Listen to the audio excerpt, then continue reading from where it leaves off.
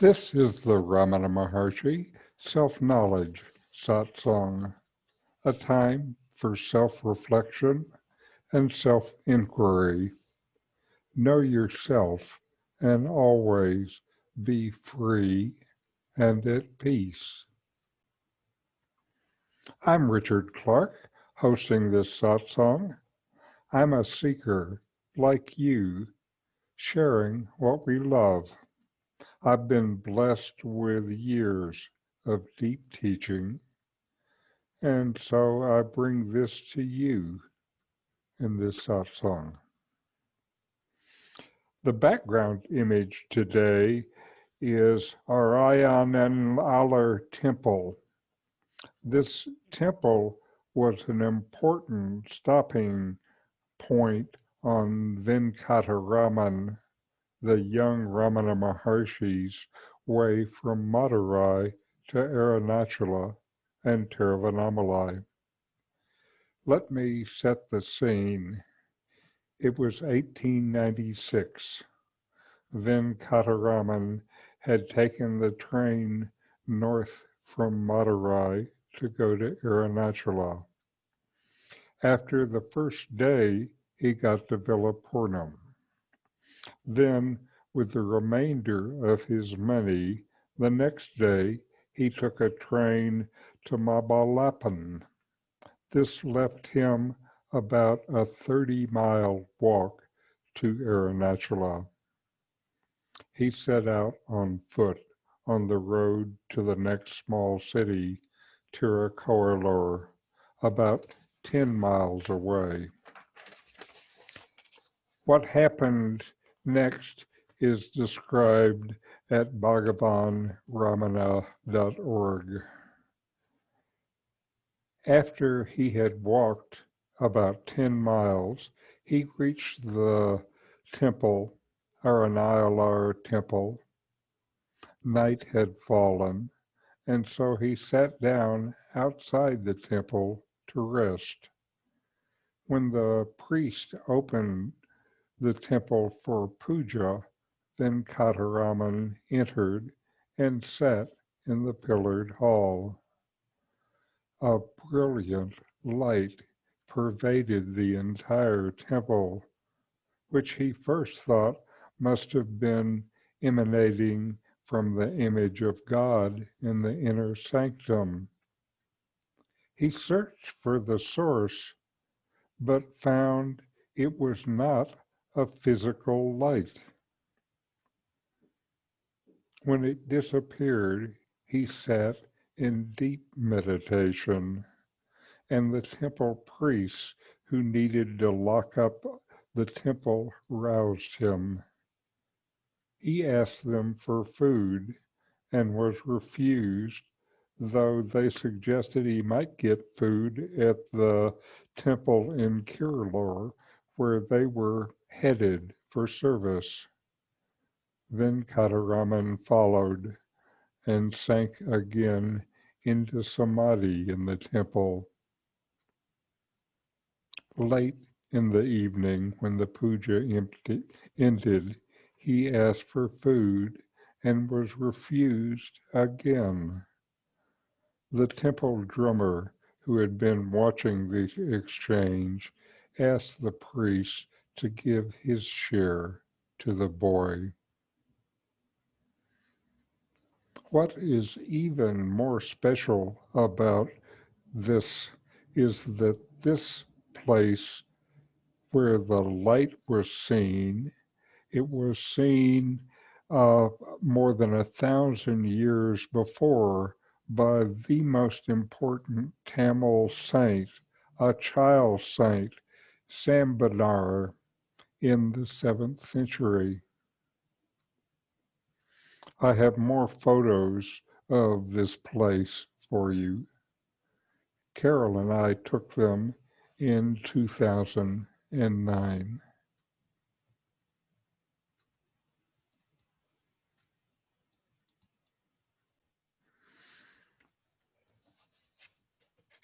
Here we are going up the side of the rock hill to the temple This is from the road, and this might have been the way that Ramana walked when he first came here in 1896. This is the main entrance to the temple, and this structure, this gopuram, was built about 500 years ago. Inside the temple, this is the main prakaram, the outer path around the main shrine. This is a Shiva place. You can see from Shiva in the center, surrounded by Parvati and Ganesh. Here's the inner shrine to the left and the pillared hall surrounding it. This is where Ramana sat that day, inside the pillared hall. This is a statue there of the young Ramana. This is the only statue I ever saw of the young Ramana. And these murtis are a part of the 63 Tamil saints, and it was from this area that Ramana saw the light come. And then we go out of the temple below the rock, and here are caves that are carved into the base of the rock. And temples were not a part of ancient Vedic culture. They were invented, so to speak, around 300 CE. There were special holy places in India before this, of course. A common such place was on top of a big rock formation that rises from the surrounding land. These early shrines date back thousands of years. This Arayaninallur Temple is built upon such a rock. And in the days before temples, these rock caves that we see here were dug into the side of the rock, I guess, as an important shrine. These rock caves are ancient. According to the legends, they must be at least 2,400 years old. Inside one of the caves, if you look in, there's an idol in the back.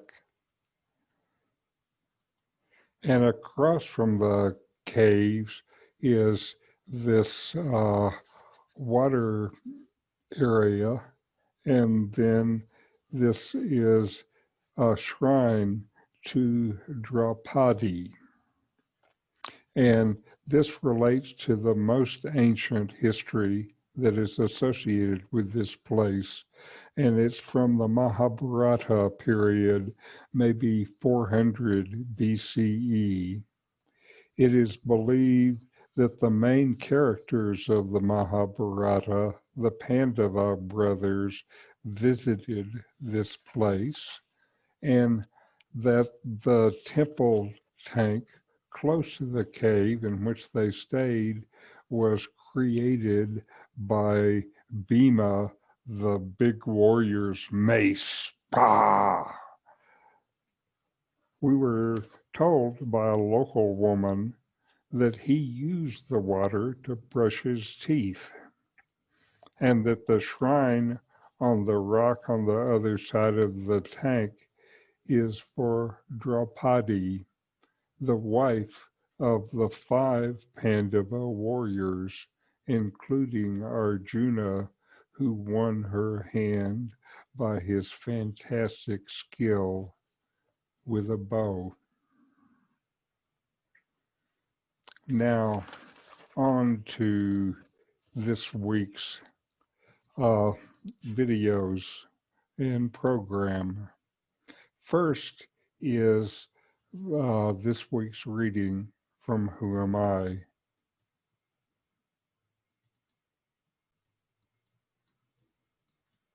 We're at paragraph 31, and these are Ramana's words. It is pleasant under the shade of a tree and scorching in the heat of the sun outside. A person toiling in the sun seeks the cool shade of the tree and is happy under it. After staying there for a while, he moves out again, but unable to bear the merciless heat of the sun, he again seeks the shade. In this way, he keeps moving from shade to sun and sun to shade. Ramana uses the metaphor of standing in the shade versus standing in the sun as a way to talk about standing as the body-mind ego and looking for happiness in things or relationships versus standing as the self, the source of all happiness. This movement from sun to shade is like the person seeking happiness that is external to the seeker. Finding the happiness is like moving to the shade. The shade is enjoyed when the desire is met. But soon there arises yet another desire, and so the seeker again moves into the hot sun. Again and again, the cycle repeats itself. Is this going to bring any permanent relief from the heat? Now some notes about practice. What is the source of happiness within you? Know this. In spiritual practice, you learn there is a choice, and that your choice affects your sense of peace. You learn to make choices that enhance your spiritual practice, like associating more with spiritual friends and less with casual ones. This is also choosing what you love, that is the self, over what you just like, the temporary enjoyment that external things seem to bring. This is an important step in practice. You should note that making these choices often involves choosing something other than what ego desires. So this is already a step beyond ego. So now on to the videos for the week. And we start with Swami Sarvapriyananda. And here he is going, this will be from a longer talk on moksha. But the rest of us will be seekers, what is called sadhaka. Now, let's get into this idea of moksha. What is it? What happens at moksha? And how do you get it? I have about 15 or 20 minutes to survey this enormous literature of 5,000 years. The whole thing is about what is moksha and how do you get it. Broadly, there are I'll talk about three different approaches to moksha and how to get it, the spiritual enlightenment and how to get it. One is when we first become conscious of the existence of God. You see, why is it that pursuit of pleasure and power and success does not bring lasting happiness? Why? Because this desire which is within us, you remember? Like it, love it, gotta have it. So, this desire which is within us is in a certain spiritual sense, it is infinite. The finite cannot satisfy it.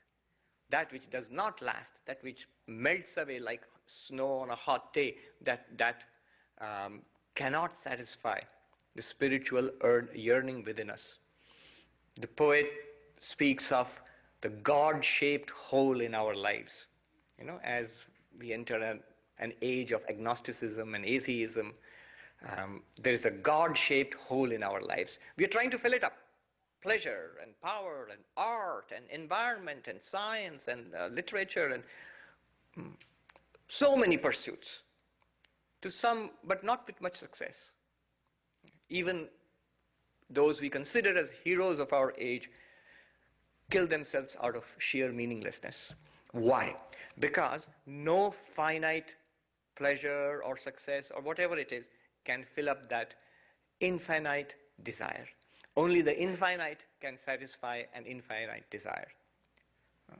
The Upanishads say, Nalpe sukham asti. There is no true happiness in the limited. Then, Bhuma eva sukham. The infinite alone is happiness. When we come to this point, we come to the possibility, we sense the existence of the infinite. We call it God. In different religions, we call it God. Whether you call it Father in Heaven or Ahura Mazda or the Sikhs call it Ek Onkar or Vishnu or whatever, Shiva, Allah, whatever you call it. The possibility of an infinite, we call it God, and we stand in awe before it, we surrender to it, we worship it, we adore it. Our entire life becomes about that God. This is called the path of devotion. Most religions, conventional religions, follow this path. It's called bhakti, the path of devotion, path of love. Love directed to this infinite. So the path of devotion says moksha is possible. What would moksha consist of? That you go to this infinite. This God becomes a living reality to us, and we go and live with God. And this place where you live with God is called heaven. There are different names for this. It's a different place. Note, it's not this place. It's something else, somewhere else. And it's a different time. It's not now. Usually it's after death. So heaven is not here, it's there. It's not now, it's then. And what happens there? Well, you go and live in bliss, in complete satisfaction, no sorrow, no suffering, no death, no disease, no old age and suffering, no frustration, no hankering. You're fulfilled and you live eternally in the presence of the blissful Lord, and your heart is fulfilled. In different language, different religions, they all have this basic idea. This is one approach. It's called the approach of the way of bhakti, the way of love. And it is very powerful. In fact, I'll mention this, in India, the teachers of this way of love, bhakti, they have said even moksha can be dispensed with. If you get this mad love of the infinite, of God, then you don't even want moksha. They say that bhakti itself is the goal of human life. There is dharma, artha, kama, moksha, and there is a fifth goal called bhakti, love. And I'm in sympathy with that. Sri Ramakrishna in the Gospel says that sometimes he says, God realization is the aim of human life. What's the goal of human life? God realization is the goal of human life. Again, connected back to where we started. All of this is basically looking for lasting happiness and overcoming suffering. So God realization will give us that. Sometimes he says, Bhakti labh jivoner uddesho. Getting this bhakti, this infinite love for the infinite, this is the aim of life. And could well be that kind of love. A teacher put it very beautifully. Do you want to be happy? really, really intensely happy, and right away, I said, yeah, sign me up. What do I have to do? He said, love God. Bring bhakti into your life. A strong, powerful love in the heart. Unhappiness will just go away. People in love are basically, they might get unhappy afterwards, but there's also a strong source of happiness. When the heart is full of love, even human love, there's always this strong place of happiness in the heart, like having a sun inside you. So imagine love for the infinite. Immediately you'll be happy. And that Swami went on to say it very nicely. Do you want to be happy, infinitely happy, lastingly happy right now? Love God. Start loving God right now. You'll be happy. Do you want to be deeply peaceful right now? Yes. Then dhyana yoga, raja yoga, practice samadhi. And do you want the truth right now? Yes. Come to jnana, jnana yoga. But this is one way. So moksha would be out of sheer love of God, finally, after death probably, you go to this place where you live with God eternally. That's moksha. That's one kind of freedom. Another approach to moksha, the yogi in the Indian meditator sense. I went to a school here in LA.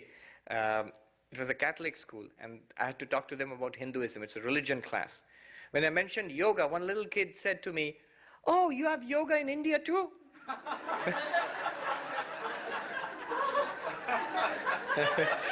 Yeah.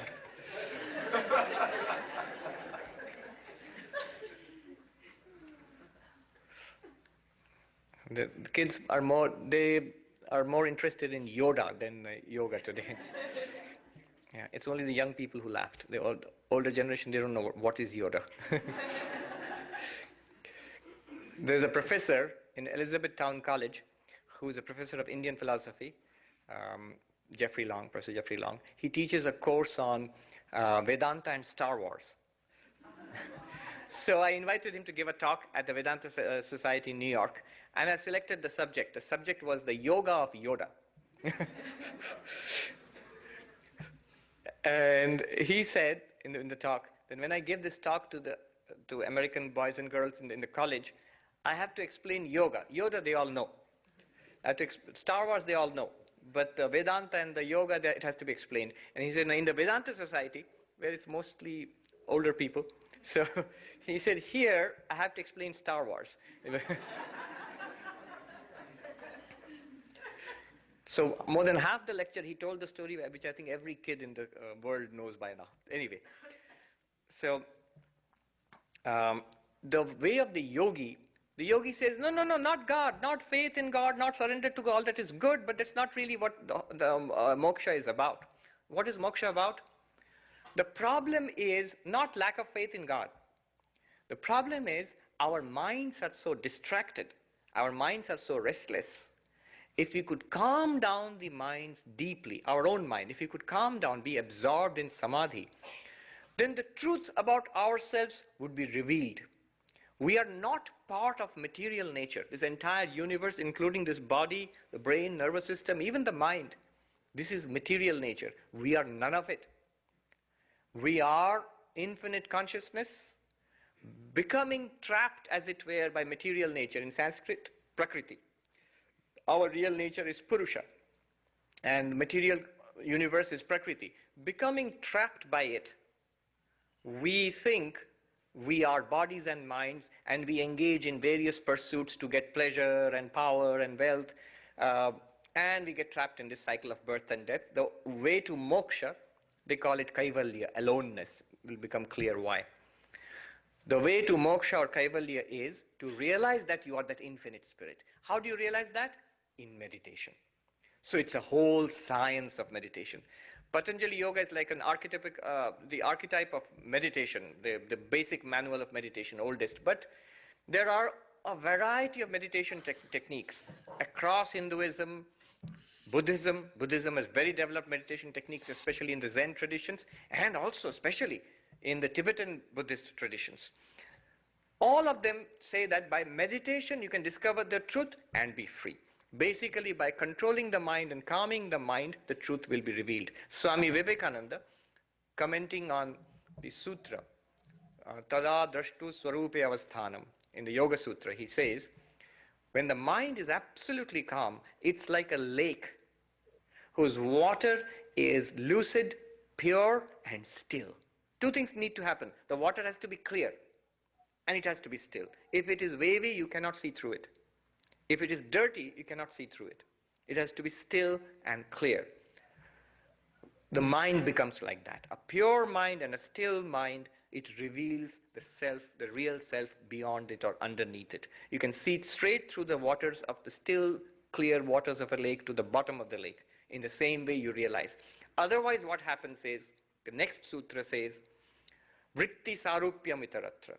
The agitations of the mind, you, the pure consciousness, you become identified with the mind. Anger, I am angry. You'll say, obviously, if there's anger, I am angry. Who else is angry if there's anger? No, the yogi says there's a wave of anger in the mind. Just like there might be a boil or a cut in the body, it's just like that. An agitation in the mind. I am not affected by it. I am the witness of that. So that is the yogi's approach. Calm down the mind, concentrate the mind, the truth will be revealed to you.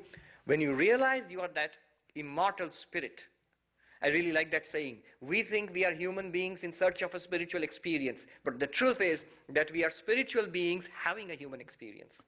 When we realize that we are these spiritual beings, just that realization affects a cutting, a separation.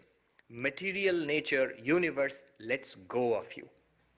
You separate away from material nature. So the free spirit, the free self, like a star in the night sky, shines in solitary splendor forever and ever. You remain as pure consciousness forever and ever.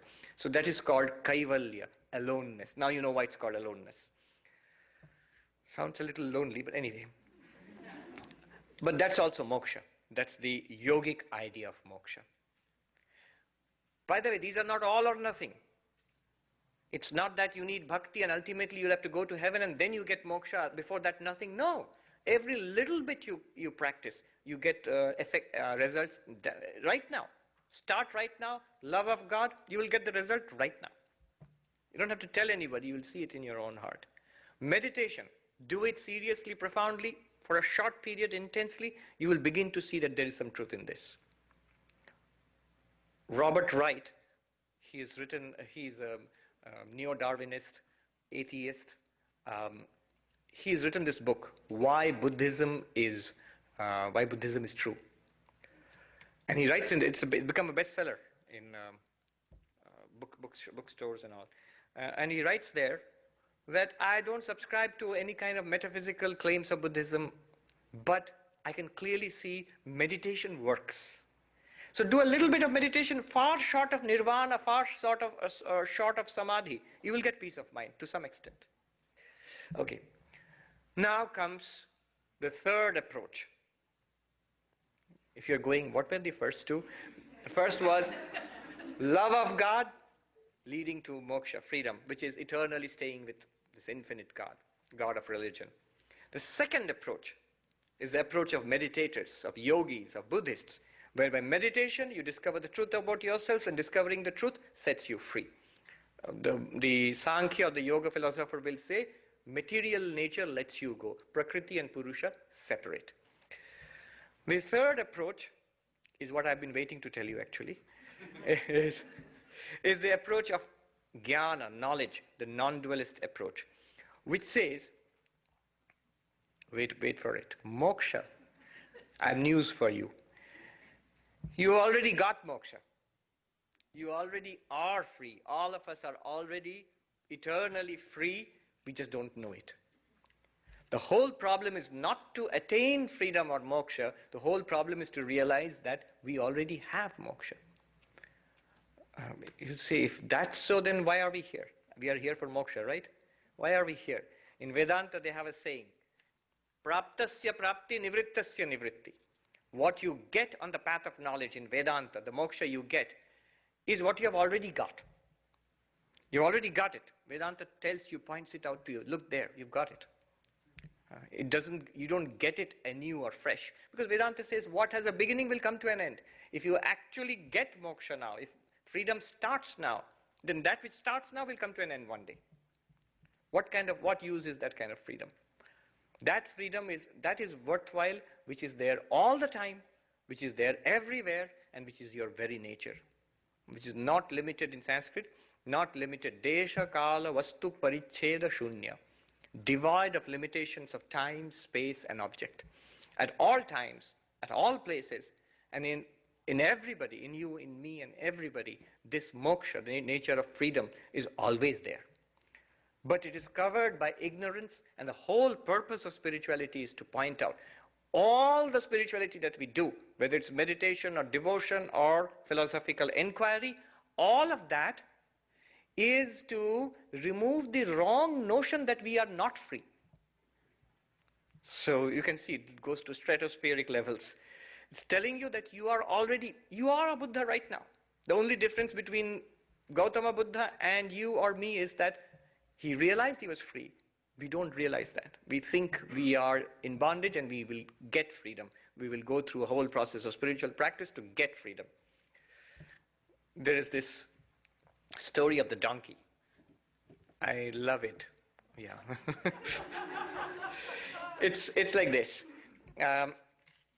In India, when you wash clothes, at the time when there were no washing machines, even now, there are this whole profession of clothes washers, or washermen and washerwomen. They pick up the clothes from your house, and they have this donkey on which they load the unwashed clothes, and they take it to the river and they wash it, and you wouldn't want to know what they do to your fine clothes, the way they pound it, but they really get it clean.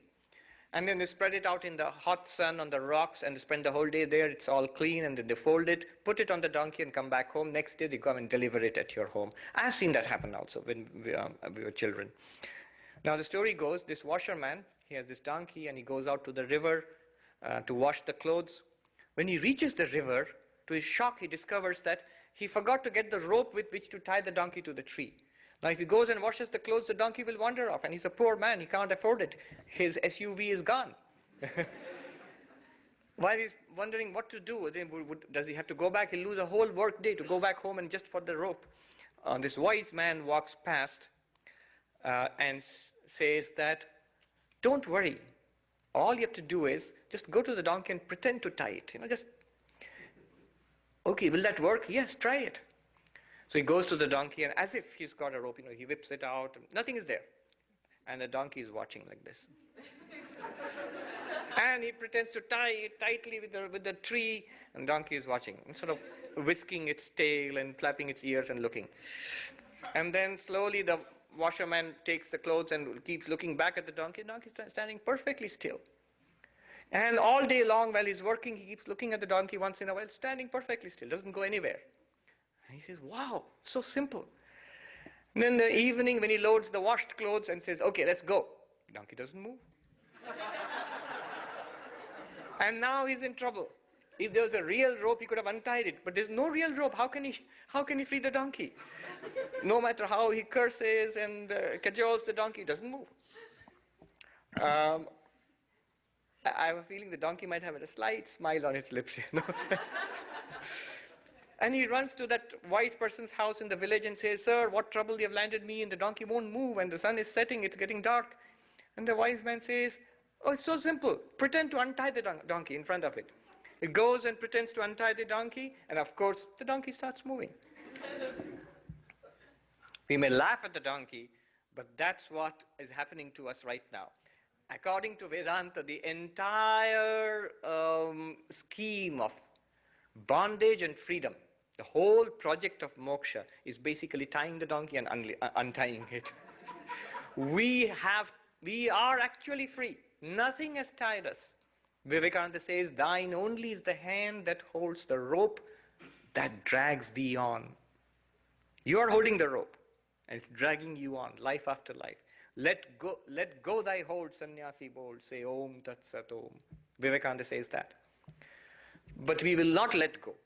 So for that, this entire process of saying you are in bondage, so now you need to do these practices, and until you realize that you are Brahman, the infinite spirit, the world is an appearance within you. You see it, an intuitive flash, it comes to you.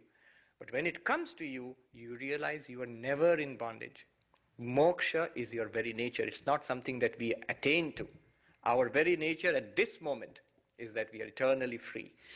But if that makes you happy, oh, then I don't have to do anything. You need not. But then don't complain about suffering. Go back to the very beginning. We do all of this. Whether you are eating a cookie or earning money or doing good deeds or in art or in science or meditating or doing philosophy, whatever it is, all of this is basically to become happy and overcome suffering. As long as I honestly say to myself, I'm not yet happy, really. I have not overcome suffering. The process of tying and untying the donkey will have to continue. It's no use saying that I am already free. So moksha, this journey, we have just about completed it, is this project. Whichever way, I'm not saying the way of knowledge is superior to the others. Vivekananda said, do it by love, do it by meditation, do it by good works, serving others, service, do it by knowledge, philosophy, by one or more or all of these, and be free. That is the whole of religion. Books, temples, doctrines, and churches are but secondary details. Moksha is the point of all of religion.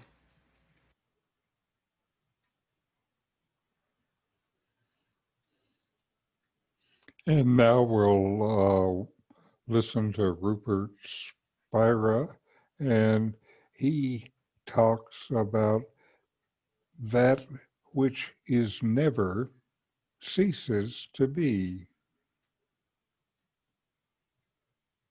We believe in our culture that something comes from nothing. Now, if something comes from nothing, then either nothing cannot be nothing, because if it were, something could not come from it, or something cannot be something, because if it comes from nothing, it could not be something. I'm not just stitching you up with words here. It is so profound, this question, that how could something come from nothing?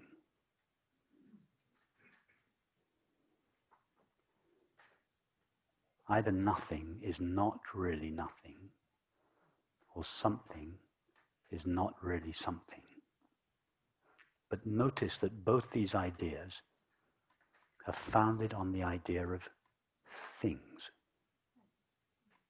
In other words, this idea starts with the idea of things. And then we say there is either no thing or there is something.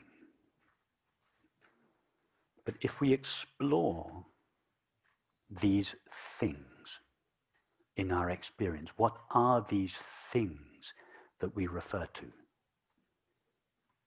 Anything, be that thing a thought, a feeling, a sensation, a perception, a sight, a taste, whatever that thing might be, and we explore it, all we find there is consciousness.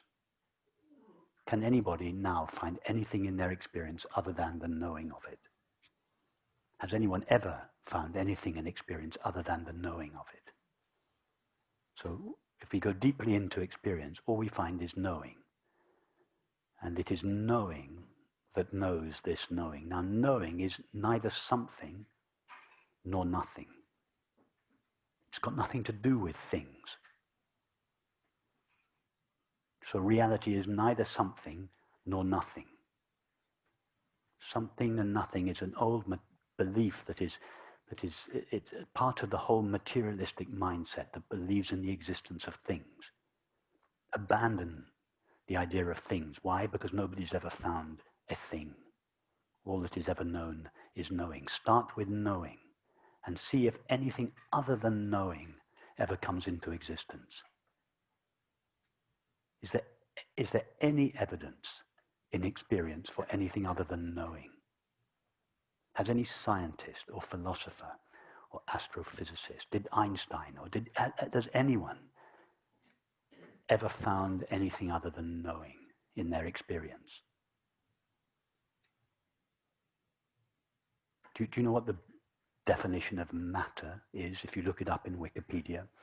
That which exists outside consciousness. It's the gist of it. Has anybody ever here had an experience that took place outside consciousness? Would it be possible to have an experience that took place outside consciousness? Oh, this is why physicists are still looking for the stuff. They've been looking for matter for 2,500 years, and they still haven't found it. They never will. It's not possible to have an experience or to find anything outside consciousness. And everything that appears inside consciousness is made of consciousness. Is it that finds it or knows it? Consciousness. Because consciousness is all that is there to know it. This is what it means in the Bhagavad Gita. And incidentally, Parmenides, the founder of Western philosophy, the founder of Western civilization, said almost exactly the same thing. That which is never ceases to be. That which is not never comes into existence. This idea that that which is pure consciousness never ceases to be. It's not something that comes in and out of existence. It is eternal. But that which is not, a body, a self, a world, an object, a thing, that which is not, never even comes into existence.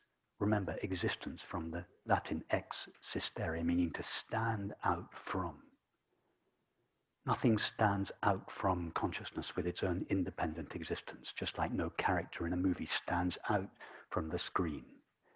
Just like Peter, John, and Henry never stand out from Hans's mind with their own independent existence. Nothing other than Hans's mind ever comes into existence in the dreamed world.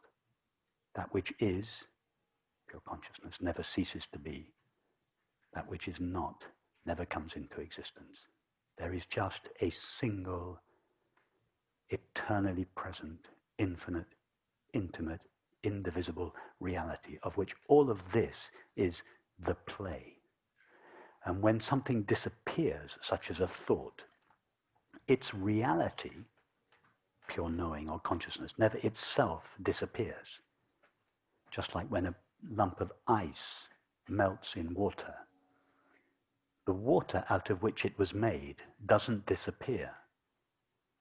And when the ice forms in a bucket of water, nothing new comes into existence. The ice is just a temporary name and form of the ever-present water. It's just an analogy. The water is just, it's not really ever-present, but in the analogy.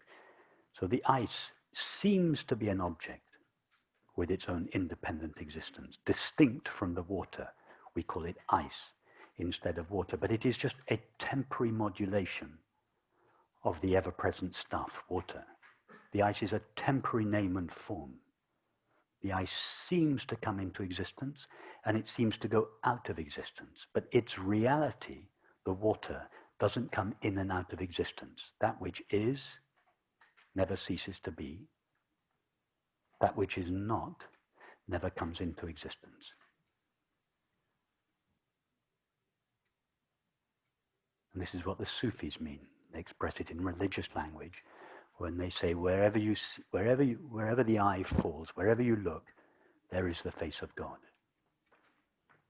It's a religious way of saying whatever we see or whatever we experience is the face of God, is an appearance of this infinite, indivisible, ever-present reality.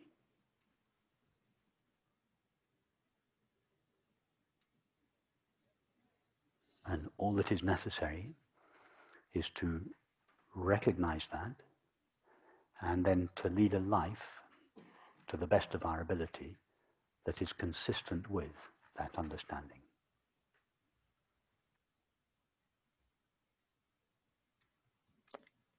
And now we will listen to Nome.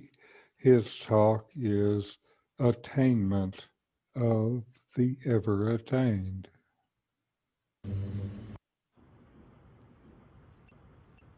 The self ever is, just as it is. It is only itself, and being never undergoes any kind of modification. It is unborn and indestructible. Consciousness, which is being, does not move.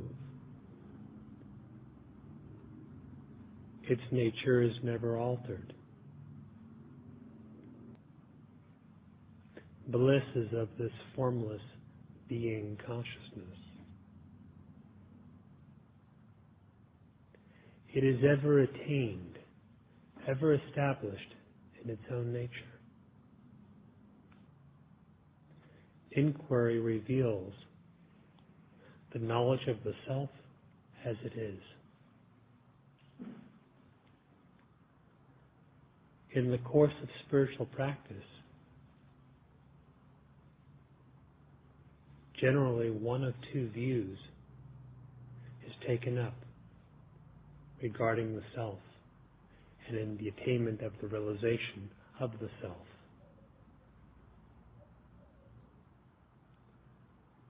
One view is that of establishing oneself in the self, steadily so. The other view is that of attaining a state in which the self remains steady in oneself, in one's own mind. It is worthwhile to examine your own practice to see if you hold these kinds of views. The former is obviously higher than the latter. If we want the self conceived as an experience or a state to remain steady in our minds, in our experience, we have to ask ourselves, what is this mind in which it would be steady? If the knowledge of the self is to be brought into the life, what is this that is called the life? Whose life?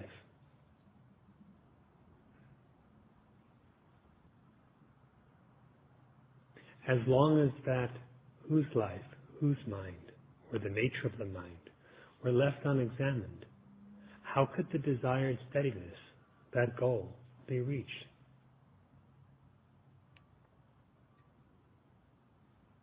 The cause of the unsteadiness is not the fleeting nature of the truth or of realization, but the unreal and mirage-like, utterly lacking in solidity nature of the mind, or the one in whom the truth is supposed to abide. If the former view is taken up, there is the idea of establishing oneself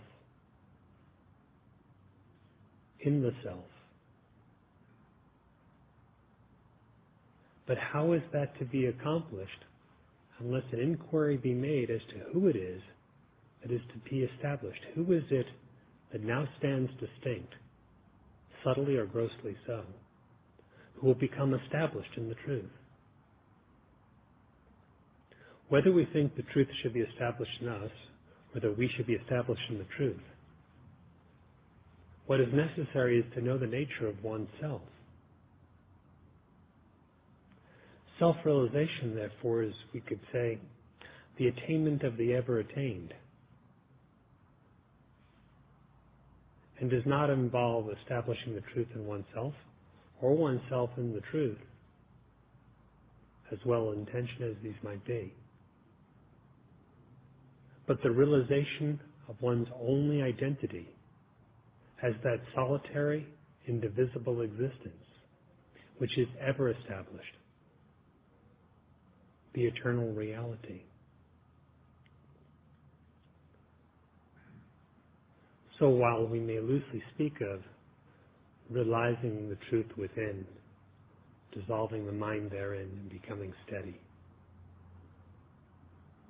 or abandoning oneself and dissolving into the truth, and thus becoming established in the self. What realization truly is this indivisible abidance in that as that. No one departs from the reality of the self. No one joins the reality of the self. Therefore, there are neither bound nor liberated jivas or individuals. There is just one self, pure existence, consciousness, bliss. For the realization of this, therefore, the Maharshi has advised to inquire, who am I? And thus know our singular, irrefutable, undeniable, unalterable nature. It is neither here nor there, neither now nor then. It is all that exists, and yet it never becomes an object. It never becomes a subject. It just is as it is. And this is true for all eternity. Therefore, inquire deeply as to the nature of your being or your consciousness. And know it as it is.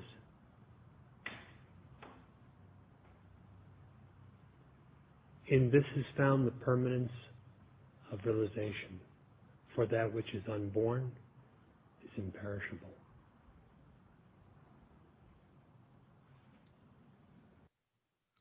And now we'll take a few minutes to meditate, to inquire. Breathe in and out. Notice the breath in and out. Take long, slow breaths.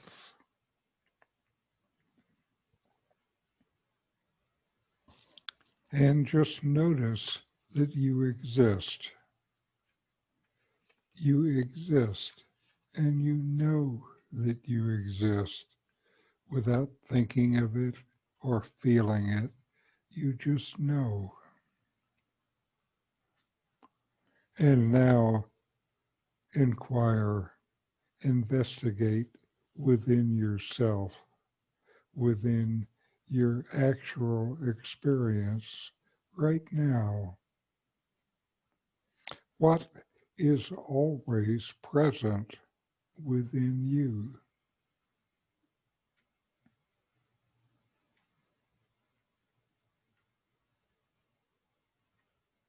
What is always there?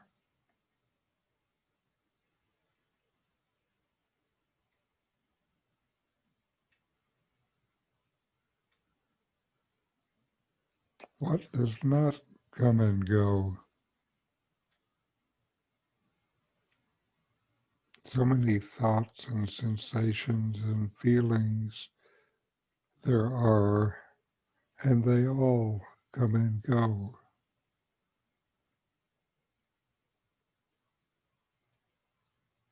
Something doesn't come and go.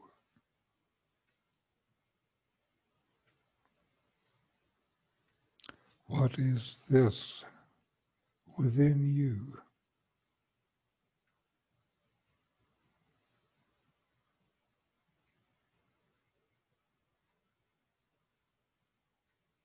What is always?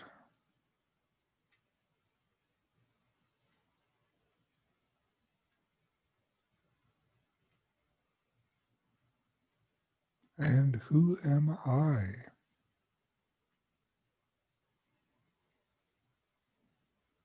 How can I be something that comes and goes? That's not my experience of being.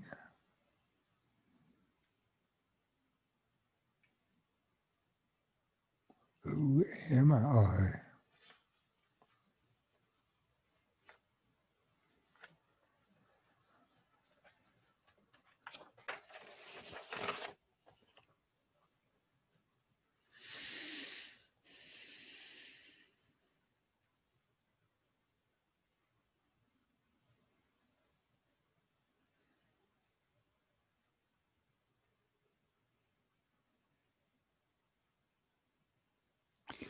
All right.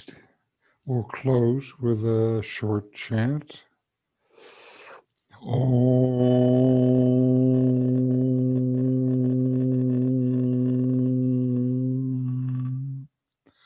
Shanti Shanti Shanti.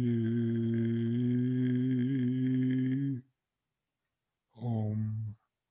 Peace, peace, peace.